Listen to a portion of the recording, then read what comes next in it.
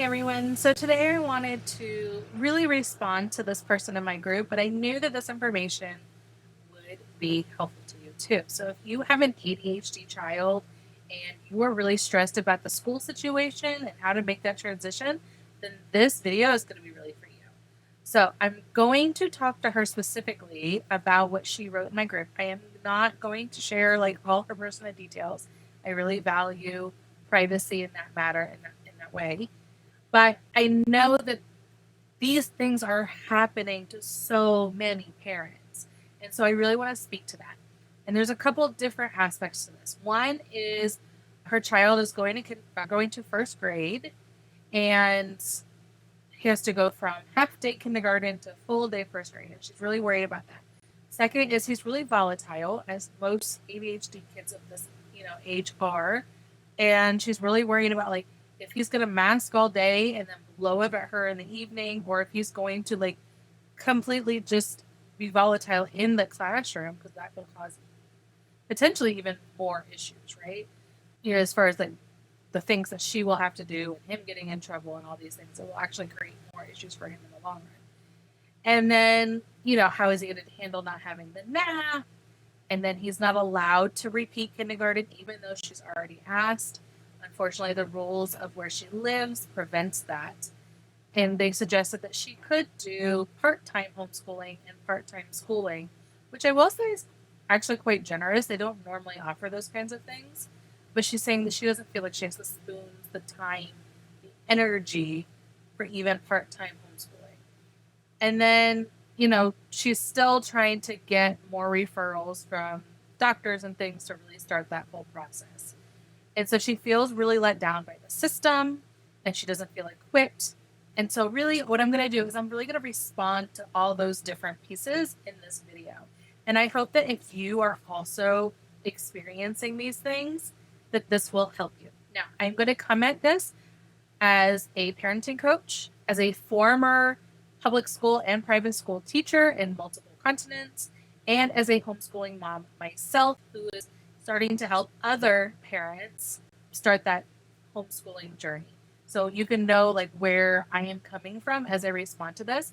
But as always, while I encourage and open up opportunities, at the end of the day, her family values and needs will always be top priority. Okay. So the first thing I want to talk to is this idea of not having the energy, the time, or the spoons to homeschool. Now, this can be wildly true for some people. And there are families that are just not meant to homeschool, and the kids love school, and they should continue doing what works for them. However, so many of us, before we ever start this homeschooling journey, think we can't do it. In fact, when we start the homeschooling journey, we think we can't do it, or that it's going to be so much time and so much energy, and we got to do all these things. And depending on where you live, it could be almost literally no energy and time to really allow your child to thrive and learn. And that can look so very different. But so many of us are conditioned that we have to sit down with our kids and force them to do these worksheets and these readings, and we can only learn the way that we learned in school, right? But the truth of the matter is, most of my kids' learning happens while we're taking the dogs for a walk and having discussions, and we observe things. It happens on our field trips to all sorts of different places. And more often than not, because I also work and I run all these businesses, it happens right before bed. And that is true for many kids with ADHD. My child also has ADHD. We are a fully neurodiverse household. And then my brother is autistic. And I'm 10 years older than him. So I did help him as he was growing up with that as well. So I'm very well versed in the neurodiverse world. And I understand how that all goes down. But the fact of the matter is that for many of us, we learn best in the evening time. That right before bed is when he's more than willing to read a different kind of book and have all these discussions and make comparisons and contrasts. And then he also learns through documentaries and PBS Kids and things that I don't have to be right into. So there are so many ways to homeschool that don't even involve any kind of curriculum. And if you are one of those people that would like to learn more about that, please reach out to me. And I'm starting to help people do that. But the whole purpose of me saying this is if you feel this is the only way for your child to get the kind of help they need and to thrive, there's more than one way to do it. And it actually doesn't have to take a whole day. It could literally take, especially for a first grader, 30 minutes to an hour of active time from you, if that sometimes.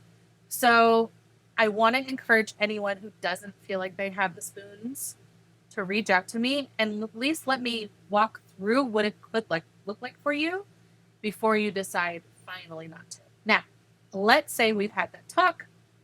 You're still like, I can't. I have to have some time away. I work full time. I love my job. My partner or another parent can't do it. Depending on where you live, if this is available to you, but like my parents wouldn't want to do it either or couldn't. And they have to go to school. There really is no other choice. All right. So then we move on to how we can help them in that environment and we can help them make that transition. Right.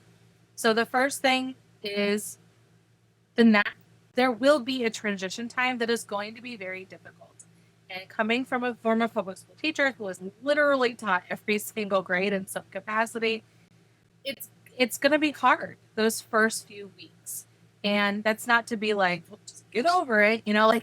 It's just to set your expectations that this is normal. This is okay. We will get through this and things will get easier. It's just to help you feel better about it and manage your spoons to use them wisely, right? And so she's worried about how he will make it through a whole entire day and how it's going to affect his attitude. Well, no matter if he's used to full day or not, for one thing, he's going to be a little bit older by the time he gets to first grade. There's still a couple more months until that happens. And a lot can change in a couple of months. Second of all, there's a lot of energy that goes through the day that could keep him up. What's going to happen is either he is going to struggle during the day or he'll be fine during the day and then he'll struggle. Unfortunately, that's pretty much the extent of it. But how you manage that, how you help him with that, will make all of the difference. So if you help him understand his brain and what is happening throughout the day and when it feels like this, you might need this, and really helping him think through what his body might need in different situations, that will help him voice his needs even when you're not there. Now, I am not saying that at 6 years old, he is going to be perfect at this, because I can tell you right now, he's not. My 6-year-old is still not. And we've been working on this for years, right? But more often than not, he's able to at least say, I need space. I need to calm down. It's too noisy for me. And so then you're like, okay, so these are the issues he's having during the day. Maybe he's overstimulated. Maybe he's getting frustrated and he hasn't been able to build that resiliency yet, which is completely normal, by the way. And so it's just a matter of going, okay, this is where he's at. This is where I need him to go. How can I help him get there? And it's not gonna be like, well, you just need to be here right now. You just got to get with it, get with the program, and this is the only way to be. No, it's going, okay, he's getting overstimulated during, free draw time or whatever, whatever time of day it is, maybe art time, or can often be quite noisy, or PE is really noisy. So maybe we need to make sure that we have headphones. You're not only just packing the sneakers or the uniform that he might have to wear during the day for PE, but you're also going to pack the noise canceling headphones, right? And it's just another part of the uniform to help him through the day. It doesn't mean that he doesn't hear any noises. They're more like noise reduction. But he'll still hear his coach or the PE teacher talking to him. And then also communicating with the teacher and having a very open and honest communication with the teacher about what to expect, how best to help your child in these situations, what has worked in the past, what works for you, what has worked for other teachers, as well as like when we need to like give him space. Keeping in mind that teachers are also under very strict rules.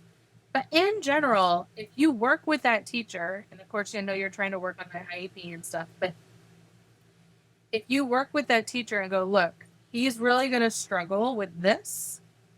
How can we set him up for success? What can we do to help him navigate this, to calm down? Is there, a special seat that he can go to, or maybe have some kind of, blanket he could wrap around him, depending on what his particular sensory needs are, how could we help him? And honestly, at first grade, if homework becomes an issue, always try it. It never hurts to sit down with your child and try to make, it fun or whatever. But if it is an issue that is causing strife in your home, be upfront with the teacher and be like, we will not be doing this. I expect you to not punish him for this. This is a parent decision for a 6-year-old this is causing strife in our home. In the few hours we have together, I will work with him in other ways, but I will not be forcing this homework on him at this time. Maybe I will try for 5-10 minutes, and if it is becoming an issue, then we will put it away for now. You need to understand that you do have that right as a parent. They will try to make you believe that you don't. And when you get to middle school, high school, that it does look a little different. But at the elementary levels, if they're giving homework to first graders, second graders, and third graders, which they often will, you do have a right to say, this is causing problems in our home. And it is more important for me to connect with my child and let him feel safe and secure and attached and to give him that break from school than it is for him to do that homework. Because it's only going to cause issues in the long run. Reading to your child is more than enough to cover whatever they're missing in homework. So I want you to just be like, okay, looking at this, how can I set my child up for success? What does he need to succeed in school and when he gets home? So when he gets home, what is this going to look like? So we talk about these. I have a whole module in my Parenting from Connection membership, and it's called the Power Struggle Success Plan. And there's actually many different aspects, but the main one is the Power Struggle Success Plan. And it's really looking at like, okay, where are we now? Where do we need to get to be?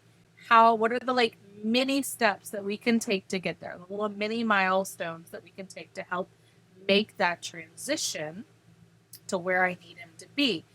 Knowing that depending on age, mental development, physical development, all these kinds of things, it might take longer than you might wish, but you're still going to get there, right? At least you're going to get closer and closer and closer. So what does this look like when you get home? Well, okay. Well, when he gets home, we know that he has masked all day and he's super stressed. What does he like to do to feel calm? And you can ask him. At 6 years old, you can ask him, like, hey, buddy, I noticed that when you get home, you feel really super stressed.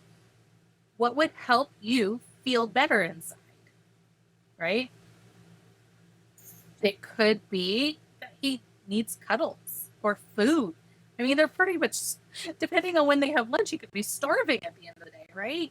Maybe if you're riding a bus, make sure that he does have those headphones and make sure he can come to you with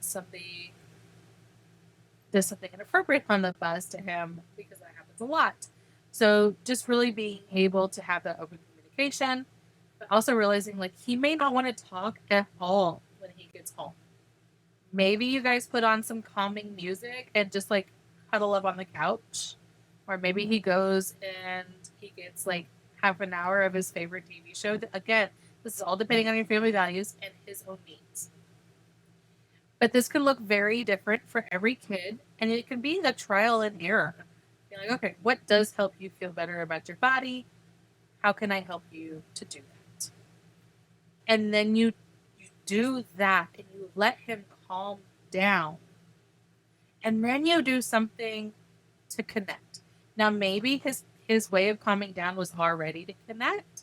I would then do a different kind of connection that is more fun and gets them laughing, something more child led, that quality child led time before you ever ask for any kind of homework or chores or anything like that. Making the transition home safe and calming and peaceful and fun. If you can get outside and he enjoys being outside, doing that especially because they're inside most of the day. They get very little time outside. And we know that with ADHD kids, that nature can often help balance them out. It's different nature for different people, but in general, if they can get outside and climb and use their bodies in ways that they haven't been able to, this can often help. So maybe they want to go to a playground after school, or maybe you guys have a dance party after school, or you put on some. My kid loves these videos like by P.E. Bowman on YouTube, where it's like a video game, but it's movement. Like they have to punch and kick and duck and all those kinds of things, right? And they have. It's not just P.E. Bowman. There's tons. There's even like a Minecraft one, or many. And so little things like that could help as well. But again, this is going to be communication, having a problem-solving discussion, and trial and error to figure out what is going to work best for him. So I think I've answered most of those things. I wish I could have a different help for you on how the system is like failing you. Unfortunately, we talk to our kids like this is what we have to work with. How can we best help you with this? Right? Where do you feel like it's not working for you, and how can I help you with that? And really making sure that you're having these discussions as a team, not, well, you are supposed to be doing this. How can I make you do this? Right? Like that's not the goal here. It's like, hey, buddy, these are the expectations that they have. Where are you struggling in this? How can I help you, help you with this to help you feel calm and confident in this? But also realizing that it's okay if they cry and break down at the end of the day, because oftentimes what happens is they are stuffing so much inside their emotional and mental backpacks that they either need complete silence when they get home. That was me. Or they have a complete breakdown when they get home, right? So just knowing that these are normal expressions can help you to not just manage them, but to really help him work through them. And to not get so frustrated. Sorry. Wesley, come here. My son is like, the dog is in my bed. But yeah, so you don't feel it's a personal attack on you, right? That's what we want to avoid. We want to avoid feeling like this behavior is personal attack on me, or it's like all what's wrong with the system in the world and I got to change everything. But realizing like, hey, it's normal to cry. And it may not feel normal to have a half hour, 1 hour, crying time. It may feel excessive, but in their world, that is maybe what they need at the moment. How can you care for yourself so that that does not become a huge source of pain and frustration and angst for you? And then how can you care for your child to let them know that they are safe and supported while they need to go through that? Right? So I hope that helps. I would be happy to the person, the original poster of this, and anyone really, to help you more with this and more specifics.